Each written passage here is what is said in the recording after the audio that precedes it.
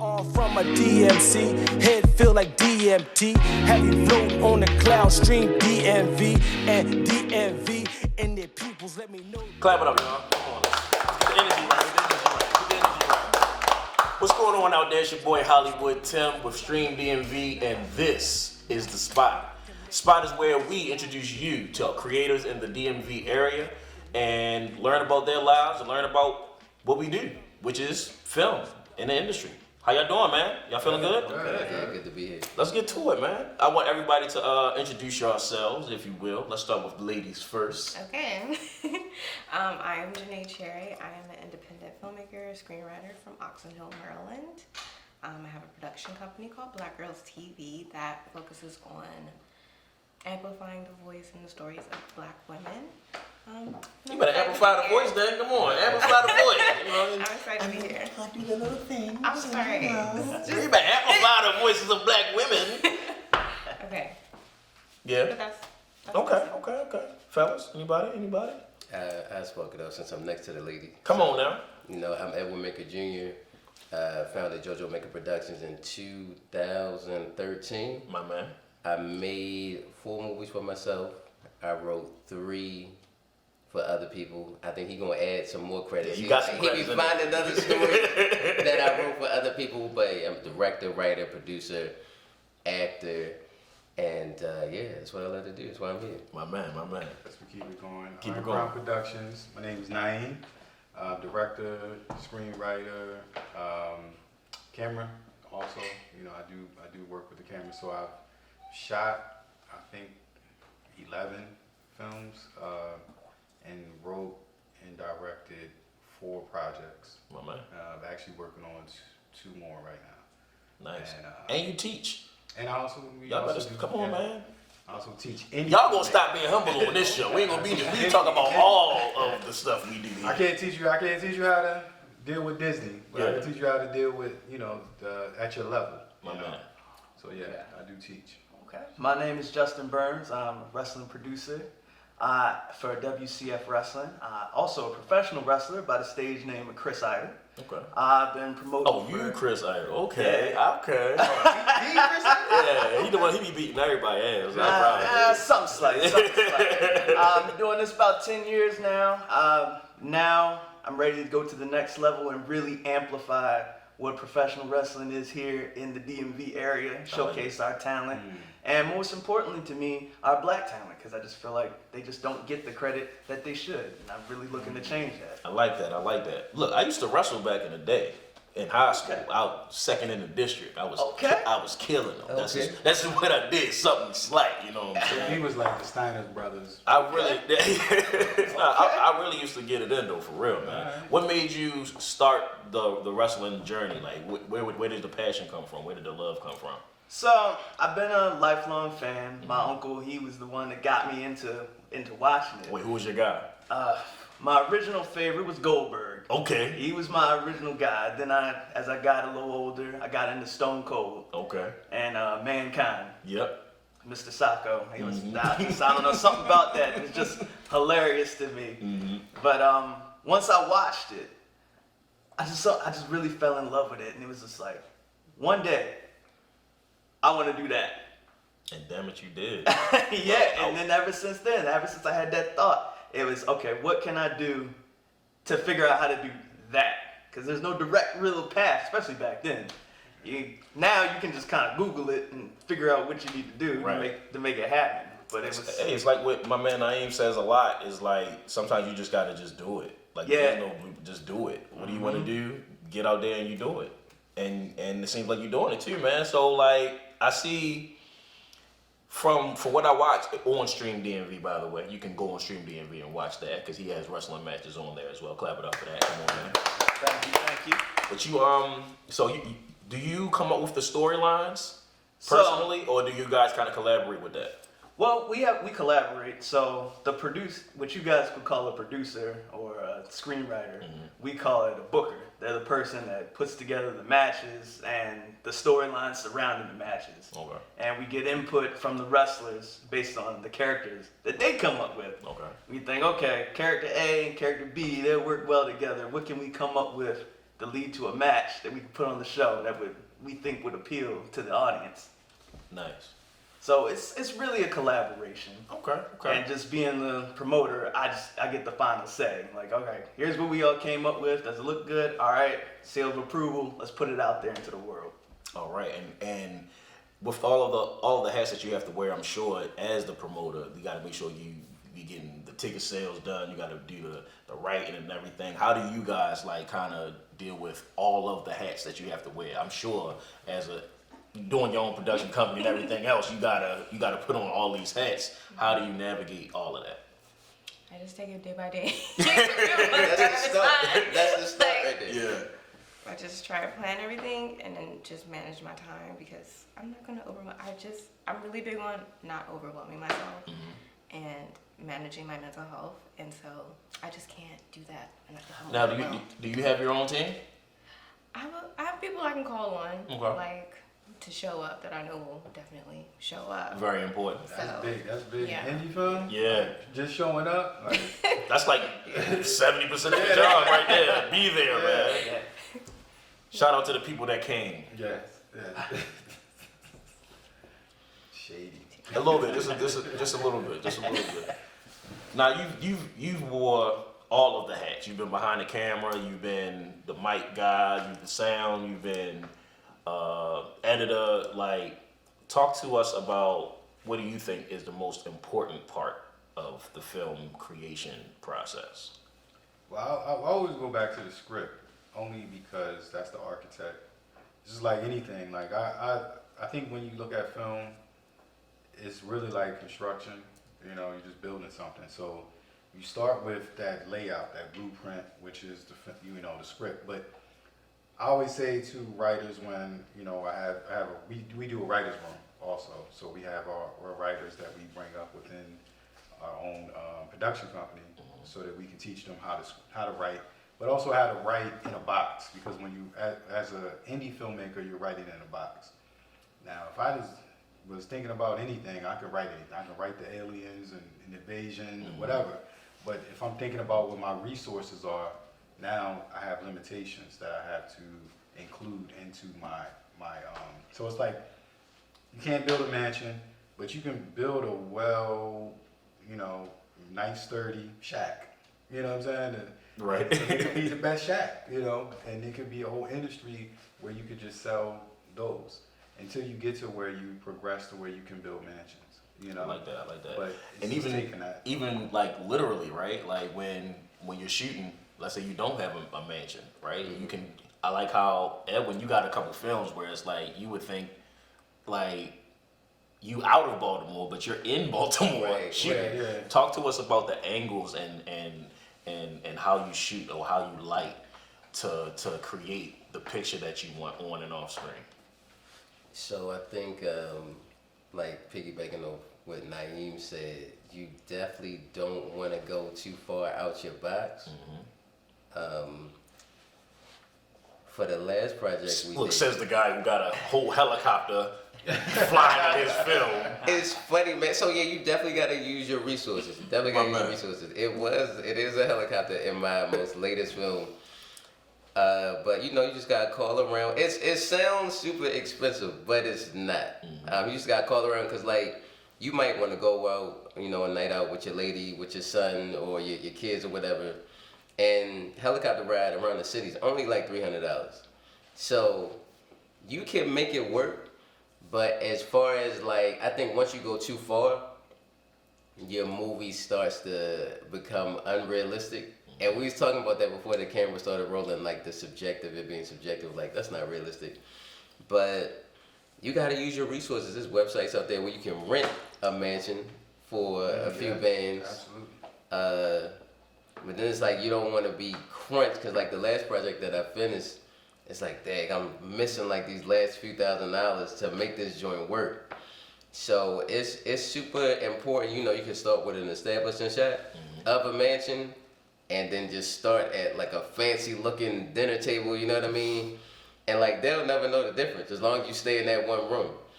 But definitely you gotta be creative. I think I'm one of the best at being creative and making things work. Cause like people might drop out your film and then you just like quick on my heels like, oh well, they died in the last shootout, and we're gonna have somebody just come up and like, you know, so and so just died, so we gotta come around and so now we gotta avenge their death kind of thing. I mean, we could make a conversation. Absolutely. That's what I'm trying to get us to. Because like what he was saying about things like the helicopters, sometimes you don't really know that those things are available to somebody else does it.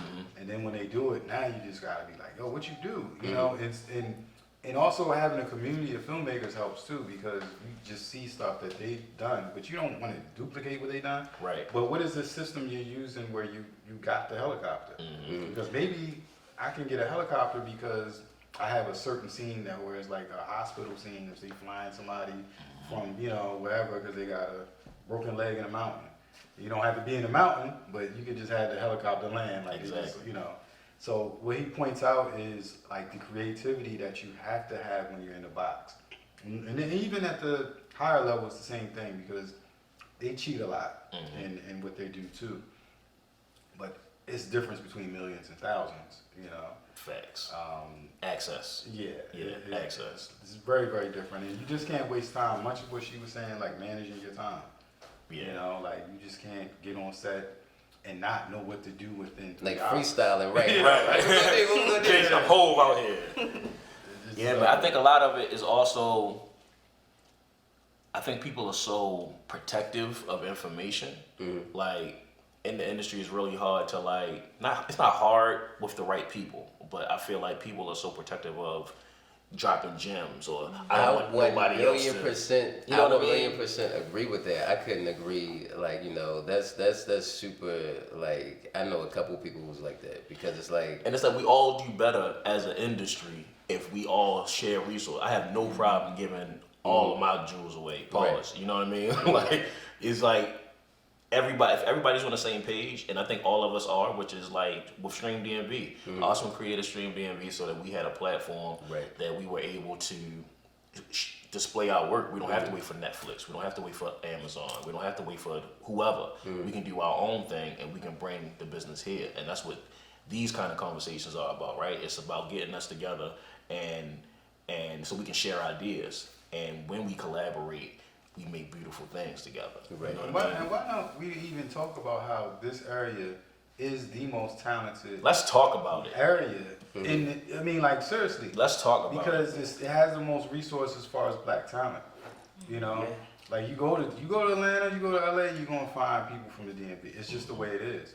And the biggest problem we had is there's always been a separation in a sense of like how people get territorial about, you know, DC, Baltimore, or even Maryland, whatever, and not realizing that this is the way Atlanta built their community by just coming together and then using their resources within that, and then actually going into the state legislation to get, you know, grants and land freed up and tax, you know, exemptions and all the things that come with the industry. Yeah. And they won't do that unless there's a cooperation. If there's a cooperation amongst the people, they'll see that there will be people that you can put to work.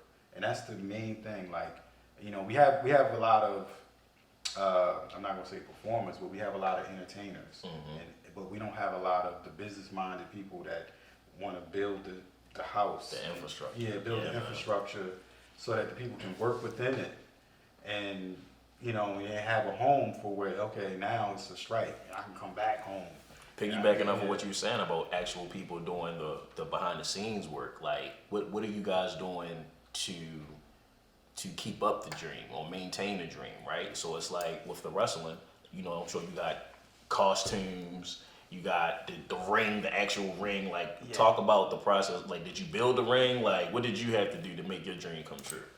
So it's funny, just piggyback on how you guys say about like sharing resources. It's a lot like that in the wrestling industry too. Everybody just kind of does their own thing. They're in their own bubble. They're worried about their own promotion. They don't want to help the other promotion. If anything, they want the other promotion to fail so they can bring those people over.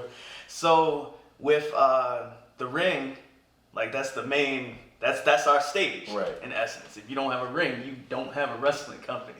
So that was a matter of finding a place like where do people get wrestling rings from? So I ended up finding a place in Ohio that manufactures them. That's crazy. I said, okay, I found it. But then I found out there's different types of rings. So it was like, okay, so this is our main stage. We need something that can go anywhere. So the type of ring that we have is not the traditional ring. So you think of a ring like the WWE, for example. That ring, it's about 3 feet off the ground. It's a pretty big platform. But if you go to a place that's got like low ceilings or something, you're done. You can't do nothing. You're jumping off the rope. Yeah, you're jumping off the rope. Jumping off the ceiling. See? And people don't think about that. Yeah. So it's like, okay, you want that, but what happens if you want to go to a smaller place or a smaller venue? So I got a smaller ring that's lower to the ground, so that opened up my opportunities to do shows in various different places that traditionally nobody might think to go, because they're like, oh, how am I gonna get a ring in there? Well, mine is smaller, it's more portable. I can get it in there. I can get it in there. So that was a big thing for me, because I'm like, all right, what are people also not doing in the wrestling industry? And let me find out why they don't do it. Is it just a matter of they don't want to? Because if it's a matter of they don't want to, let me do it. Right. That's wide open. It's a field wide open. Why don't I get in there and try to build off of that? And I was going to ask, how do you separate yourself from the WWEs or the WCWs or whatever? Like, how do you separate yourself from them? So the big thing with the WWE, it's the production value. You can't touch it. Right. Nobody can touch it. They're like the Disney of wrestling. You're not gonna out-production the WWE. So you have to think, okay, well, what aspects can I improve upon? So maybe, all right, I can focus more so on the wrestlers themselves as characters, getting the depth into characters. Like, okay, who are you? Why are you this way? What makes you this way? What makes you tick? Just getting real deep into detail with those characters. Because the more invested you are in a character, you're going to care more about what they do in terms of the story. Right. Because you can write the greatest story in the world, greatest storyline. You're like, all right, they're going to do this. We're going to put this guy through this table, put them through that, do this and that and that. But if you don't care about the guy at the end of the day, what does it matter? So I got a question though. So Okay. we probably all came up or like at least watched one wrestling match. Like when you developing the character, is it like Ric Flair was like the woo? Oh, yeah. Do you think like is it like how is my character gonna be? Am I gonna dance? Remember how you said the Yeah. is it? Woo! So a lot of it when it comes to character is trial and error. Because because we can sit up here. I'm like, all right, all of us, we're going to come up with different characters for wrestling. We might go out there and the audience, crickets. They don't care. That thing that you thought was awesome, they don't like that. They think it's dumb. And then you're like, oh man, well, how's that going to work? Or even vice versa, like the woo. You probably don't know this, but Ric Flair got that from the song Great Balls of Fire. Okay. Yeah, Jerry Lee Lewis says woo in it. Know that. That's where the woo comes from. And y'all getting history as well. And it started as just a regular just woo. Yeah. Then over time he improved it, whereas now it's woo, and it's his thing. But it started somewhere and just trying it over and over, playing with it, tweaking it. You never know until it catches on. And that's another thing. You never know what catches on. So y'all really get it like comedians do. Like we have to get on stage and you have to say a joke, whether you think it's cool or not. And if the crowd responds a certain way, that's when you know whether it's good or not. And if they don't like it and you get that good blank cricket, it's like, oh, all right. You know what I mean? Exactly. And you got to go back to the drawing board. Or maybe I can tweak it this way, tweak it that way. So And I'm it's sure just the same sometimes- kind of performance. Yeah, and I'm sure sometimes with comedians, I don't know for sure, but I'm sure there's jokes that they're feeling iffy about. Like, they might not like it, but I'm going to throw it out there. And it's a major hit, and you're like, oh, wow. I didn't think that would be the joke that got the response that it got. So it's a lot of trial and error. I can dig that. And then the more success you have, the more likely you're going to come up with something that'll catch on. You'll know what kind of things that they like. So like, okay, I noticed that every time I do something, let's say something corny, that's what gets the reaction. So I'm going to just lean into that more. And the more things that I do to the corny, they're probably going to get with it. Not a perfect science, but it's a lot of trial and error. Trial and error. Well, and trial and error, right? So like your very first project. Let's talk about that. You were your very first project, and it was like, this is my baby. I'm about to get this thing off the road. Talk to us about your trial and error process. What did you learn What was the project? Like, talk to us about the whole thing. We want to know. Okay. It was when I was in school. I was in a documentary production class. Nice.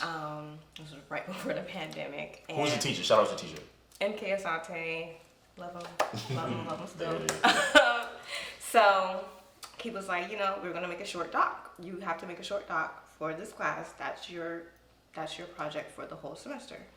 So I'm like, okay, cool. I already wanted to make a documentary about my family's experience with Alzheimer's because my grandmother was diagnosed with Alzheimer's in like 2011. So I wanted to document our experience with her. And then I also had my B story about my sister and how she was a cosmetologist. And she worked in a barbershop, but the barbershop closed and she had to start working inside her house. And just to make money, she started selling oils that she uses on people's hair. And then she also just had more time to spend with her daughter since she was in the house. So that's how I kind of did that. I know how to edit, so I just edited it myself. That was cool. But the camera, oh my God. So that was crazy. I think the pandemic actually birthed a lot of entrepreneurs in that process. You know what I mean? It forced you to do the work for yourself. You had to. You had to find a way to survive. You couldn't go to work. How we going to pay bills? We got to figure something out. And the people that figured it out are sitting at this table, man. Figure something out. I think that's the way too.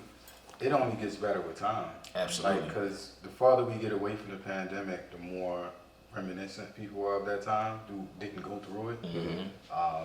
I mean, not didn't go through it, but you're going to have people that are 5 or 6 that didn't really know what was going on, but then they have to have this story. It's almost like 9/11. You know, if you weren't of a certain age during that time, you probably don't really know what it felt like in the country or what was going on when 9/11 hit. The pandemic was just different. I mean, I know for me, it was mental health. You know, because I went crazy.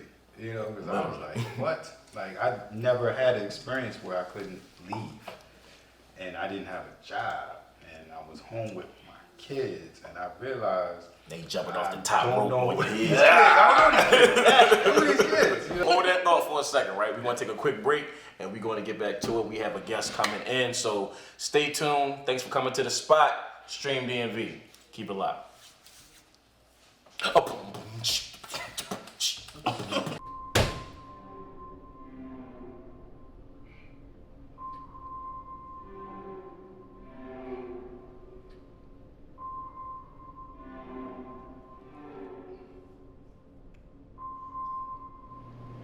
Get out of my way! How many more years do I have to keep missing out on roles that I know I could kill if I could only get that one chance? How long do I have to prove myself before I get that one chance at that one role where I can finally show my range?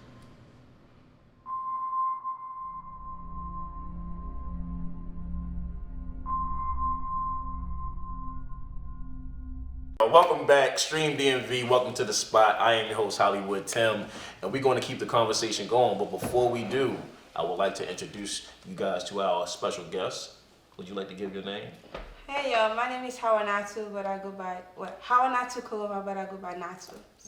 Natu in the building and a place to be. Natu is also a producer, filmmaker. Right. Talk your talk. What do you got going on? Talk your talk. Award winning. I'm a producer and then I'm an actress and I'm a screenwriter. I do a little bit of everything. Yeah. She's real modest over here. I'm about to go to my Palm Pilot because I was doing my little research too. You know what I'm saying? Let me see what we got there. Let's see what we got here. Okay, somebody was nominated for the National Society Awards. Yeah, I did. I got nominated for the film that I did, First Appearance. I got nominated for so many times, but I didn't get it. But the most important thing is the fact that I was recognized. Yeah, you were actually recognized again this year for the Slam Awards. Yes, I did. Which of course it was beautiful. A lot of people got to know who I am, and yeah, it was great. I like it. Yeah. I'm not sure if you want to talk about the film at all, but the film was dynamic. Right. I like the film. You want to talk a little bit about it? Yeah, sure. Well, it's a really great movie. It's on Amazon and it's on StreamDMV, of course. Definitely. And, StreamDMV.com. and then it's on Google Play as well. So the movie is doing well, and I thank God for that. It's a great story. I'm not gonna go into it because I really want you guys to go see it. So it's just about two couples who want to get married and want to have a child, and of course the mother-in-law. I'm sure each one of us are married. We get that one mother-in-law that was stuck on your toes. So of course, she push and push and push to the edge where the wife cannot take it anymore. So she got to do what she got to do. So What genre is it? huh? What's the genre? The The genre, like, is it drama, comedy? It's only one. You will laugh, Yeah. right? And yes. And there's some spins and some turns in that joint. If you have not watched it, go watch it. You will enjoy it. Man. It will be different from maybe what you usually watch. It's more international. It's if you see, you say, okay, it's an African movie, but it's more diverse. It's not just African because we all can relate to that story. It doesn't matter if you're black, white, Spanish, or whatever the case may be. The story is just telling that no matter what you're going through in this life, always be patient because you don't know what God is planning for you. So don't rush. And we human beings, we always like to rush into things without thinking or waiting. And, when we want something, we want it right away. And God take his time. And God's time is the best. So for me right now, I'm not looking at the money. To be honest, what I'm looking at is to push my talents. I want people to see what I'm actually capable of doing. I'm not after I spend money that I don't even know I have. I don't even have it because when I get paid, I pay this person. When I get paid, Facts. So, but the thing is, when you are committed to something, when you love something, when you have passion for something, you don't care about the money because when the time comes, the money is gonna come. The main thing is you just want to get your audience, you want to get the people, you want to be recognized, you want people to see like what the talent that God has put in you to show the world like this is what I can do. You understand? Absolutely. So later on, the money will come. Absolutely. I think that's something that Naim says a lot. He, like people ask for money, first thing he'd be like, nah. Yeah. He'd be so unbothered. Right. Cause he'd be like, yo, it's not about the money. It's about what do you want to do? Like, forget money. If money wasn't an option, what is it that you want to do? And follow that, and that path will get you to the money. It's all gonna get you to the money. It all ends there. Yeah. I think everybody who's an artist would agree that the main reason you want money is so you can do your art. Right. Like, and when you look at other people, and I'm not saying people, I always see people who don't like work in art. They have a normal mindset where they work to do things that artists provide. Like whatever artists provide, movies, they build stuff, make stuff, or make things, cook and whatever. That's what normal people need. They need artists to be artists so that they can enjoy life. Yeah. So it's like a responsibility too, because you're providing the experience of people that are here. Right. And without the artists, it's like, what are you spending your money on? Right. You got food, you got shelter, but you're bored. Right. You don't have an experience. And that's why I think most of us in film, right, being able to tell those stories, like you said, telling black stories and putting it out there. You know what I mean? And maybe not just for black people, right? And let's be clear, like we support everybody, but it's like our voice has been silenced for so long. It's like we can finally. Now we have our own resources to make our own stuff and put it out there and let the world see. Because it's like there's a whole other side of the world that nobody sees because of the industry being dominated by who it's dominated by. America is just built off of, because it's a machine. It's a machine, but it's also it has the best entrepreneurs because it's the best entrepreneur machine. It is. So everyone comes here.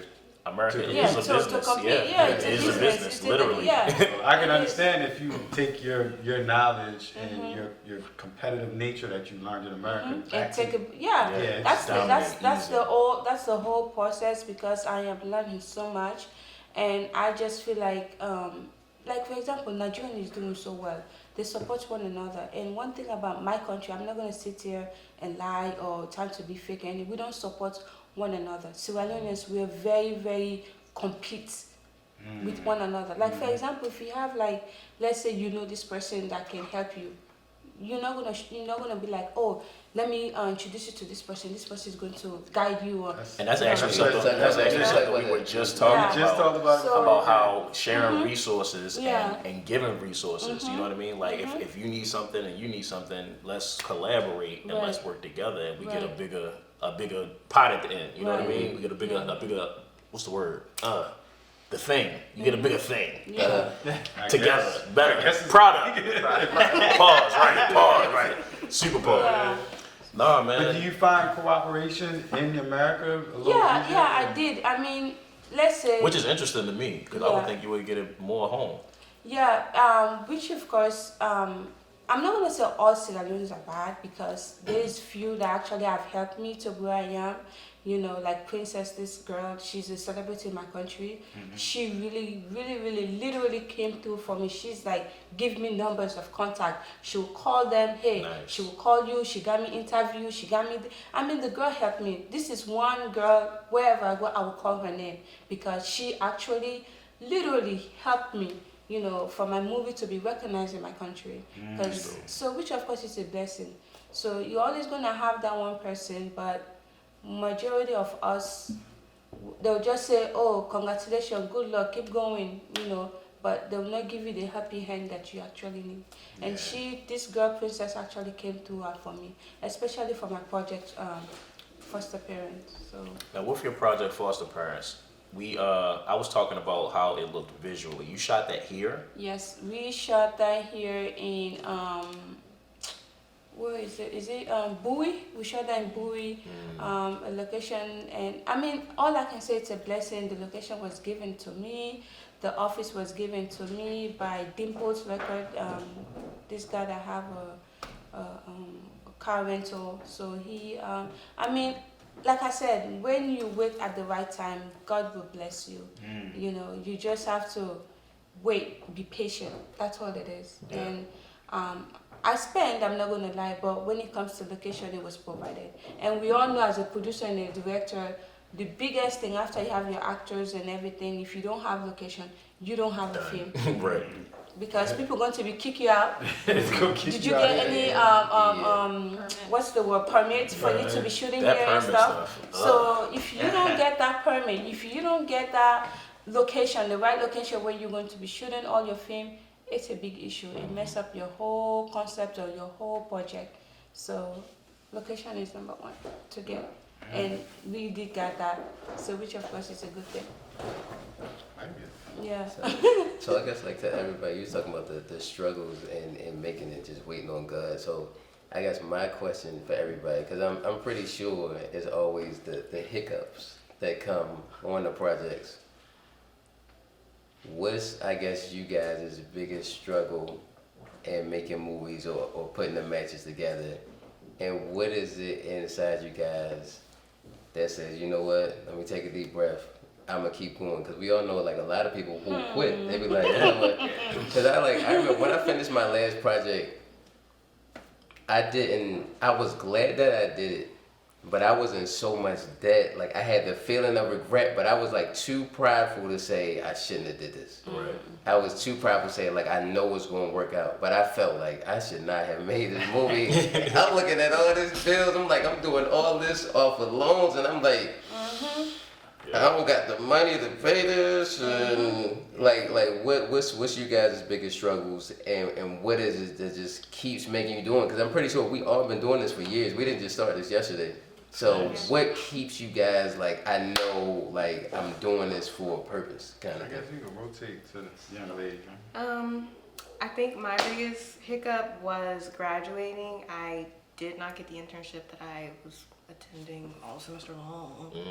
So I graduated without a job. And between graduating and January this year, I think I worked like 4 jobs between now and 2021. And I was just like working in customer service, and I really hated it. So I worked in customer service at one job. for 3 months until I was like, dang, I gotta get out of here. And then I moved on to the next job, but it was like really hurting my pockets. And when it hurts your pockets, you can't really, you know, that's your first place to go when you're trying to make your own film. It's your own pockets. So it was just like, you don't have no money. So how you gonna, you wanna make these films? So how you gonna make the film with no job, girl? So just what helped me was sticking to my guns, even though I was broke as crap. I knew I didn't want to be in customer service anymore.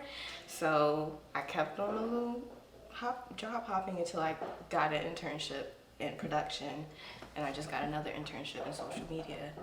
So I'm just trying to get the pockets right. So that I can get back on set. Yeah. No, I can definitely dig that. I think there was a time where everybody here at the studio, we were all going through something individually, like as far as money was concerned. I think I lost my job, was unemployed for like 2 years, and just doing gigs here and there, do a show here, do a comedy show there, act here, background, change your brakes, change your oil, like doing whatever you gotta do to get by, man. But I think the love of the craft is really what kept me motivated. You know what I mean? Like and hearing no. Like when you hear no, I don't know, for me, there's something in me that's like, nigga, what you mean no? You know what I mean? They gonna tell me no, right? So it's like, I think that all of those things combined, I think it brings out the best in you. And I think that's why people say you shouldn't try to skip steps. Like everybody like, I want to make a big movie. Okay, well, you don't have a budget. Start with nothing. You know what I mean? And it's like, you have to go through these steps to build up so you understand how those inner workings work, right? You have to understand how to search for a location, you have to pay your employees. You have to understand all of the inner workings of what film is, so that when you get to the top, you don't break it, you don't lose it. Because let's say you do something spectacular your very first time, you get millions of dollars of a deal, right? And then they say, okay, now we need you to do it again, or now you need to do whatever. You got all this money and no knowledge of what to do. You have no knowledge of the inner workings, no knowledge of the camera, of the editing, of this, of that. And now you just shit away millions of dollars. So that fall is going to be a lot harder than if you would have learned on the way up. And I think that these struggles that we go through is what mold us into what we need to be. You know what I mean? That's and I think, 100% true. And when we get there, that's how you keep it. That's how you maintain it. And one thing I'll say about film, and you'll learn, I mean, in production and being a producer and anything like that, I always say it's divine. Like writing is divine, the word is divine. So you look at something like, okay, manifestation and stuff that they talk about, like film is the biggest form of that. Because here you are alone writing something, and then out of nowhere people appear and they repeat the words that you wrote in your room or wherever you were at. So when you have that belief constantly being reinforced, that the first thing I gotta do is just believe, and then everything else will happen. Right. And I, was the same way. The pandemic hit. I was out of work. I had a high-paying job, a lot of bills, a lot of stuff that I was doing was being funded by my job, and then other stuff that I was doing too. But because I had this business, the production company, but it wasn't like the sole provider of my household, so I had to turn it into that overnight. And then when you take something and you go live with it, it will take a mental toll on you immediately, because you have so much pressure for it to succeed. Monthly, weekly. It's like I got bills. and you don't have now you have a new construct. Yeah. Your time is yours. It's not like it doesn't belong to the job. It's on you. It's on you. Everything you do is on you. But it's also what you ask for. You'll learn that that if all these things that you say are dreams, that you want them to happen, you have to deal with them in the real world. Yeah. You can't just always have them in your head. You can't always live there like it's going to be great. No, you got to pull that out, set it on the table, and then see the realities of it, so that you can become the person that should hold on to that dream. Some jewels being dropped today. Yeah, Absolutely, man. It's crazy because after just like the way you were saying, you have to start from the bottom. I started buying. I bought my first camera on Amazon. I bought my all my small equipment on Amazon when I'm trying to shoot my movie on the one on YouTube. Then I called Dexter. I was like, hey, I have all my stuff. I'm ready to shoot. Let's do something. I just want to be doing something while, we're waiting to get back on the field to do the big things. And then when he saw my stuff, he started laughing at me. I was like, what are you laughing at? It's going to get the work done. So that's what that matters. I mean, I don't know about any cameras and stuff like that. I'm still learning and stuff. So I ended up buying this expensive camera that I didn't even know how to use. I'm learning. Right. Process. But at the end of the day, just like you said, start from the bottom, because when you do start from the bottom, if anything happens, you won't feel it. Because now, if I said that First Step Away was the first movie that I shoot, oh my goodness, I don't know what I've done. Because even shooting When it this look like movie, that. even this movie, I'm not gonna lie, I was so mad. What's the word I want to use? I attacked one of my actors, and then the one that I actually bought. So it was crazy because I was under stress. I was the producer. I was the middle. That wasn't the line. When you don't have help on set, it's crazy. So But you learned a lot, though, I right? learned. I learned. So when you Hold hire your somebody, temper. especially when you hire somebody because you Yes, got to work. I Like, brought you're not hiring. Like, Yes. I've done this. So- right. Yeah. You should So be doing you're it better than me. always You know. good Yeah. to control your temper on set, because walk away. That's Walk it. away. That's one thing I've learned. I should have walked away, but at the end of the day, it's a good thing, because all of us at the end, we all got closer, we talked, we were trying to understand, because the person that I actually bought on set, he been in the industry for so long in Africa. He started when he was young, so coming here is like, he knows, so he understood me, and me being a newbie in the system and everything, because I was doing music video and then I jumped into acting, so it's crazy. So he understood me. So, but then my next one, I will cool my temper, and what I will do, I will walk away. That it is. I will walk away, though. because somebody will definitely step on your toes, no matter how much you're trying to walk away. Somebody will step on your toes. You invested though. You invested, like you put in your. I put up, yes. You- For that moment, I forgot everything, because my I'm the type of person, when something is bothering me, I cannot keep it in. I'm too young to be keeping things in. I will let it out, but I should have let it out in a positive way. But because I was so upset, it come out the wrong way. That's why when you're on set and somebody's pissing you off, especially when you don't have an assistant, you're by yourself, always trying to take a breather, walk away, and just calm down, reset, and come back on set. And whatever that person did to call that person on the side and trying to explain to that person. So imagine if I would have done this project, the first project, it would have been 10 times worse, because from the first one, I learned, But even though I learned, I still made a mistake. As you're going, you're going to keep making, because mistake makes you perfect. Well, not perfect. Mistake teach you a lesson, how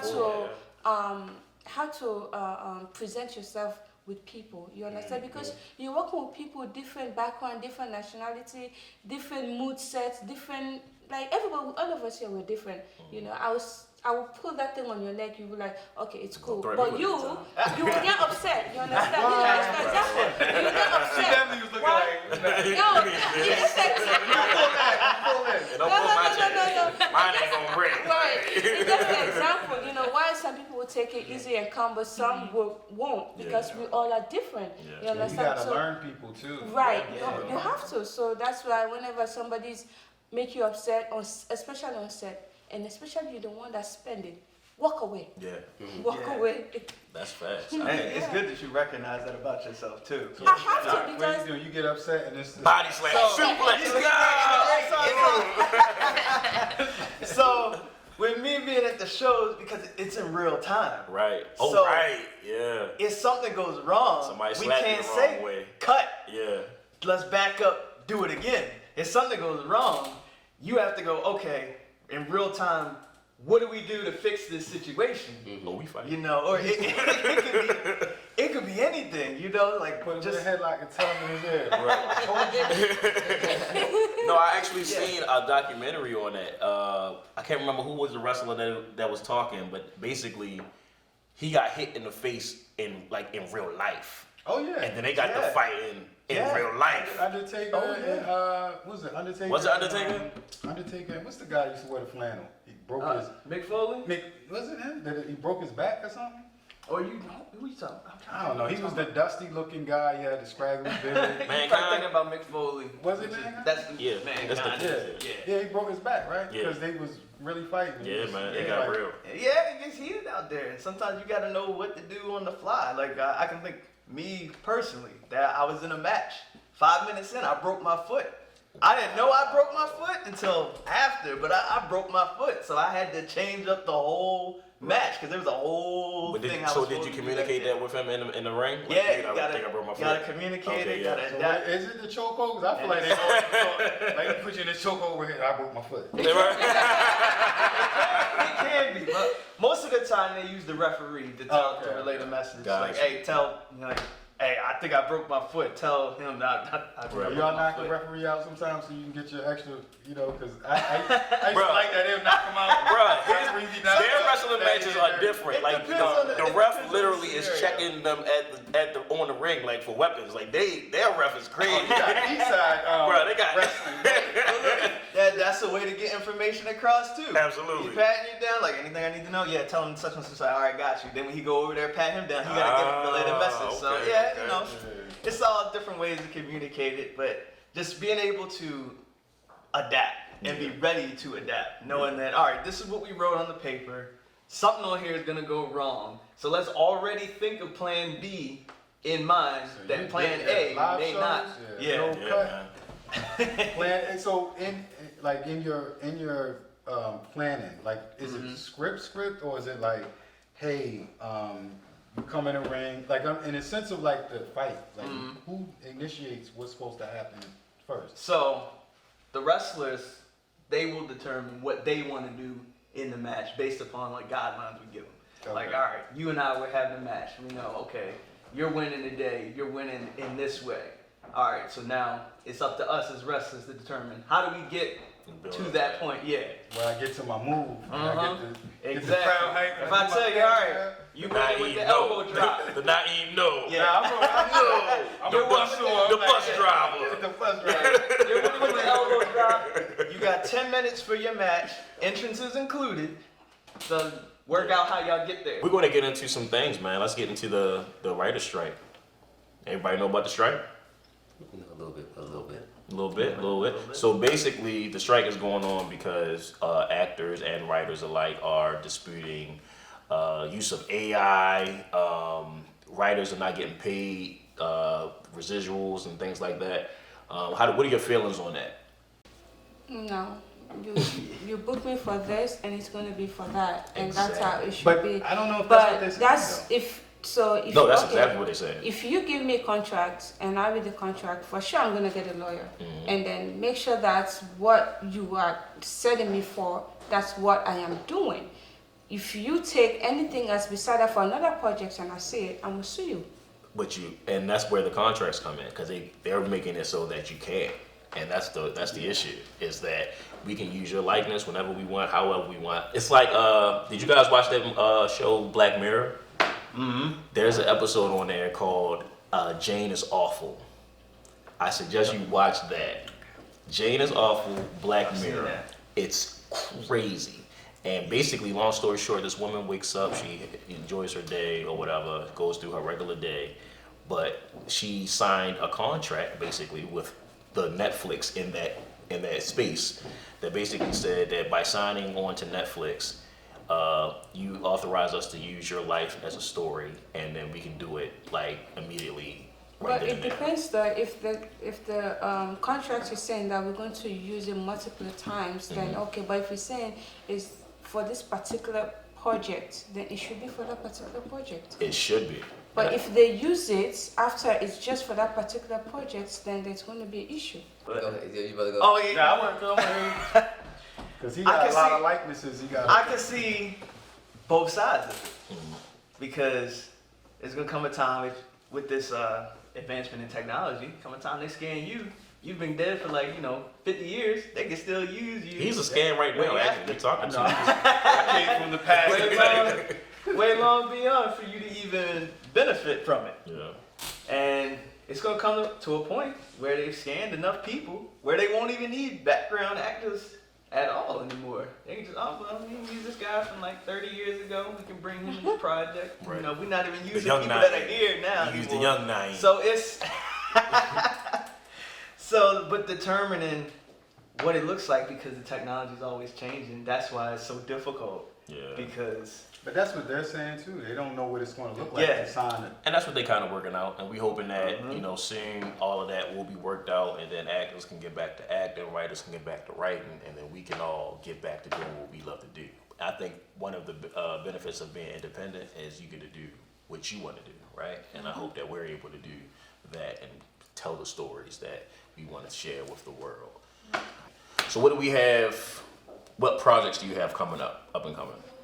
So right now we're just finishing the editing stages of my latest movie, We the People. So we're about to hit the Film Fest circuit with that. We'll probably premiere it in 2024. All you guys probably already know Tammy Rogers.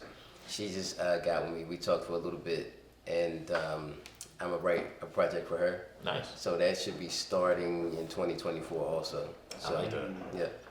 And where can they find any of your work? What work do you have on Of course. StreamDMV.com? Of course, on StreamDMV, I have Life Goes On, and I have A Day in the Life. I'm gonna just let y'all find out what those are about. You can just go to StreamDMV. Yeah. I watched Day in the Life the other day. That was pretty dope. Short film. Short film, yep. Nice. And some familiar faces. Might see some familiar faces in that. Awesome. I have a short film that I script supervise coming out maybe next month. Okay. I'm not even sure. I'm not the director. But that has won like about 4 of the 8 awards that we basically submitted to the different film festivals. And then I'm looking for my next gig, so I am looking. So What's yeah. something you might want to be shooting, directing? I'm looking for script supervisor roles, director. Yeah. Okay. Well, you in the right place. StreamDMV. You at the spot. You going to mix and mingle with the right people, and we gonna get you popping. Right. What we got going on? Oof.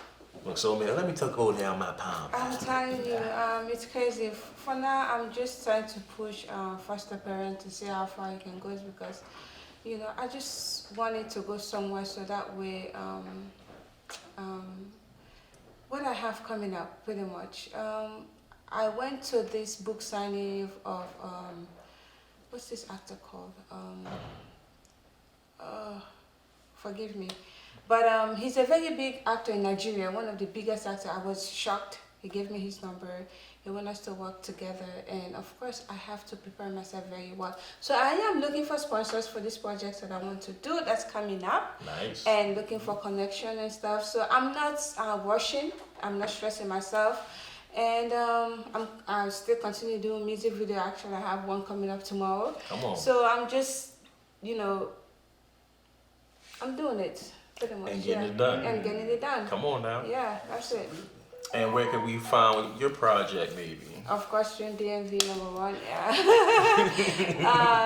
And Google Play and also Amazon. Nice. First appearance, yeah. okay. Big Just. Over the next couple months, starting next weekend, we'll be doing some more taping, so you'll be seeing WCF Wrestling, more content coming to StreamDMV. We're gonna get deeper into those characters, into those stories, and maybe, I don't know, maybe, you guys can pop up occasionally and something. I just want to come. Something in the wrestling space. I want to set up wrestling match. You know what I mean? I was going to ask, did you have women? Because they might want to come do boom. You know what I You mean? never know That's what I watch. throw a drop, Drop kick somebody. Okay, that's cool too. So we'll be seeing that Absolutely. real soon. Yeah, man. And look, if you need any creative ideas, man, you at the right place. StreamDMV, dog. We'll shoot. We'll help you shoot. Maybe give you some storylines. You never know, man. Come to one of the writers' room. We got a lot going on. Okay. My man, Naim, talk to us, man. I know you got stuff going on, man. What you got coming up? So we have upcoming project. 2 projects we just finished this year. Gaslight. That's on Tubi Network. But we also have Dad Gang, Black Therapy on StreamDMV. We're working on, we just finished earlier this year shooting Give Me the Loot, which is going into post-production. That's and gonna be we also great. starting our next project coming out of our writer's room, Second Chance, written Nice. by Antonio Mosby. Got a lot going on, man. So we have a lot of, creatives within our group. It's interesting to develop it within your own house and produce it. So yeah, we got a lot going on. And I think that's the thing we trying to do, right? We in-house, but we trying to get it out-house. We want everybody to come through, not the out-house like you gotta take a shit, but out-house, you know what I mean? We want to be able to bring all the creatives together to let them know that this is the place where we get things done. And we have the talent, we have the people, and we got the resources, man. And speaking of, if anybody's not doing anything, on August 12th, we have the networking event coming up. It's going to be a rooftop cookout situation, put on your finest, we're going to be talking to a lot of producers, a lot of actors from all over America, all over the country. I'm going to speak it into existence, all over the country. You on the grill?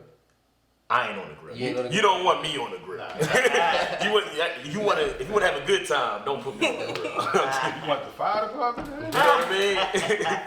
But yeah, man, so definitely come out. We would love to see you guys. If you're looking for sponsors or you're looking for people to support, definitely I think would be a great idea for you.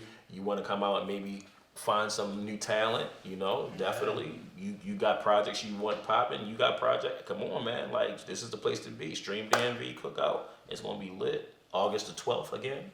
August the 12th. Rooftop. Secret location at 5 o'clock.